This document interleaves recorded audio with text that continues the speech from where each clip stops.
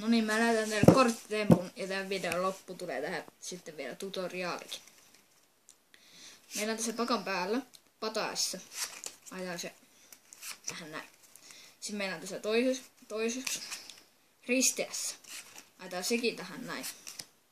Sitten valitaan joku kortti. Saat sanoa stop silloin kaduot. Okei. Otetaan toi kortti.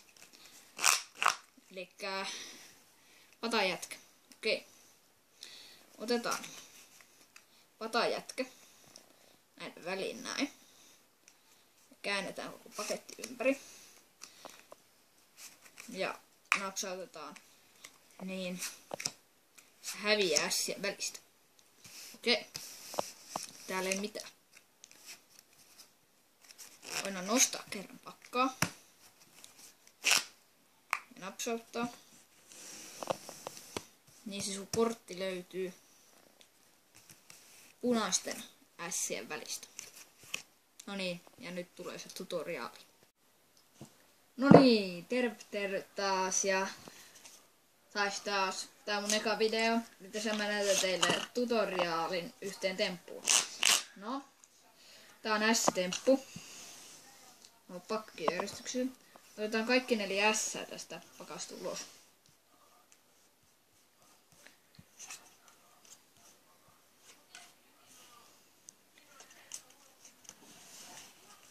Näin. Otetaan 2 S. Laitetaan ne tälleen. Mustat ne täällä ja punaiset ne täällä. Otetaan punainen S. Laitetaan sitä pakan alle. Tällä väärinpäin. Kuin kaikki muut kortit. Näin. Sitten otetaan musta S.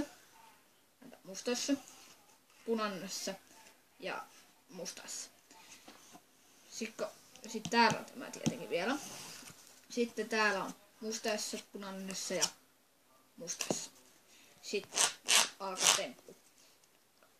Näytetään eka, että meillä on tässä risteässä. Laitetaan se tähän pöytään näin. Sitten otetaan 2 korttia ja näytetään, että meillä on tässä pataessa, vaikka tämän takana on oikeasti tää herttäessä. Näytetään, mutta ei näytä sitä herttäessä tietenkään. Sitten laitetaan se tänne pöytään. Mutta nythän herttäessä menee tänne pöytään näin. Mutta se pitää muistaa, ettei laita sitä tänne alle. Muuten se temppu feilaa, että laittaa sen tähän päälle. Näin. Sitten valitaan joku kortti. Tai kannattaa valita se näin, että sit jos se voittaa tämän alakortin, niin siellä näkyy se herttäessä. Että saa sanoa stopsin kolua. Okei. Otetaan toi kortti. Muistakaa, että te näytä tätä korttia tätä alhaalta. Katsotaan se kortti. Säkin saatte sen nähdä. Mut sitten kun sulla on tässä, otat tän näin, tän pikkurilliin, nostat vähän tätä korttia ja otat tonne pienen breikin. No, joo, breikki. Sitten sen laitat sen herttäkuutosen tänne väliin näin. Sitten, että se näkyy täältä.